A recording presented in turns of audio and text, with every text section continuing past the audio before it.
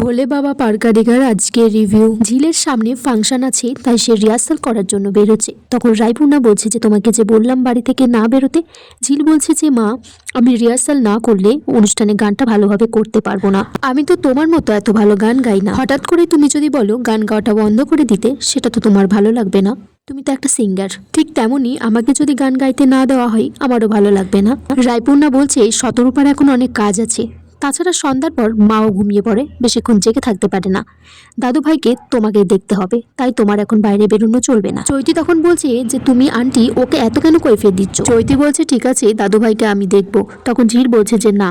চৈতি বলছে সবসময় তোমার বারণ শুনতে আমি বাধ্য নই। তাছাড়া তুমি তোমার ইচ্ছে মতো বাড়ি থেকে বেরিয়ে যাচ্ছ রিহার্সাল করার জন্য। রায়পূর্ণা তখন চৈতিকে বলছে যে তোমার ওর কথা বেশি বলার গুরুত্ব দেওয়ার দরকার নেই, তুমি যাও দাদু ভাইয়ের কাছে গিয়ে বসো, আমি বলছি। ঝিল বলছে না, আমি আমার দিদিকে ডেকে আনছি, ও থাকবে, ততক্ষণে আমি বাইরে থেকে ঘুরে আসবো।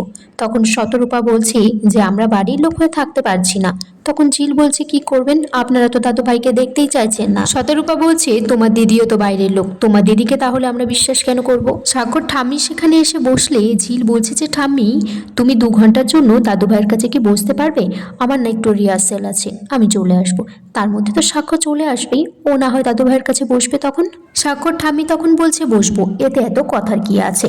শতরূপা বলছি যে ঝিল বলেছে যে ওর দিদি এসে নাকি বসবে।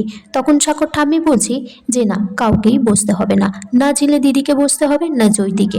সাক্ষ্য তারপর বাড়িতে ফিরে আসে। তখন চৈতি সাক্ষ্যকে বলছে যে আমি বলেছিলাম যে দাদু ভাইয়ের কাছে বসবো, তোর বউ তো বসতেই দিচ্ছে না।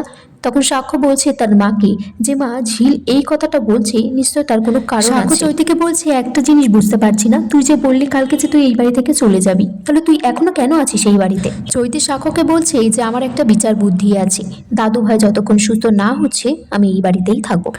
চৈতি সাক্ষ্যকে বলছে তাছাড়া এই বাড়িটা তো তোর একার নয়। তখন ঝিল বলছে যে 1 মিনিট, এই বাড়িতে তো তুমি সাক্ষ্যর সূত্র ধরে এসেছো, তাহলে আজ যখন সেই তোমাকে অ্যালাউ করছে না এই বাড়িতে থাকার জন্য, তাহলে তুমি বাড়ির বাকি জনদেরকে কেন টানছো এখানে? ঝিল সাক্ষ্যর ঠাম্মিকে বলছে যে এই বাড়ির বউদের যেমন নিয়ম কানুন আছে, তেমনি এই বাড়ির বউ হিসেবে আমার একটা কথা বলার আছে। বাইরের লোককে না কখনো এই বাড়ির কেউ ভেবো না ঠাম্মি। সাক্ষ্য চৈতিকে বলছে তাছাড়া তোর তো চৈতি এটাই প্ল্যান আছে তাই না, যে তুই ঝিলকে এই বাড়ি থেকে কোনোভাবে তাড়াবি, তারপর ঝিলের জায়গা নিয়ে এই বাড়িটা দখল করবি। সাক্ষ্য বলছে আমি একটা কথা বুঝতে পারছি না, এই বাড়িতে বাইরের একজনকে রাখার জন্য সবাই উঠে পড়ে কেন লেগেছে? তুমি কি চাইছো মা? তুমি জানো না এই মেয়েটা কেমন? এই মেয়েটার জন্য কিছুদিন আগে আমাকে পুলিশ স্টেশনে যেতে হয়েছিল। আর তুমি ঝিলকে এতটাই খারাপ ভাবো, তুমি সবসময় মনে করো ঝিল তোমার সাথে কম্পিটিশন লড়ছে। ঝিল মাঝে মাঝে একটু ভুল করে, তার মানে তো এটা নয় যে ঝিল সব কিছু ভুল করে। ঝিলেরও কিছু ভালো দিক আছে, সেটাতে তোমরা মেনে নাও। সাক্ষ্য বলছে তোমার কিসে আপত্তি মা? তখন রায়পূর্ণা বলছে যে আপত্তি একটাই, যে এই মেয়েকে এই বাড়ির বউ হিসেবে আমরা কিছুতেই মানতে পারছি না, আর ভবিষ্যতেও মানতে পারবো না। এখানেই আজকের পর্ব শেষ হয়ে যায় বন্ধুরা। তোমরা কমেন্টস করে জানিও কেমন লেগেছে আজকের পর্বটা।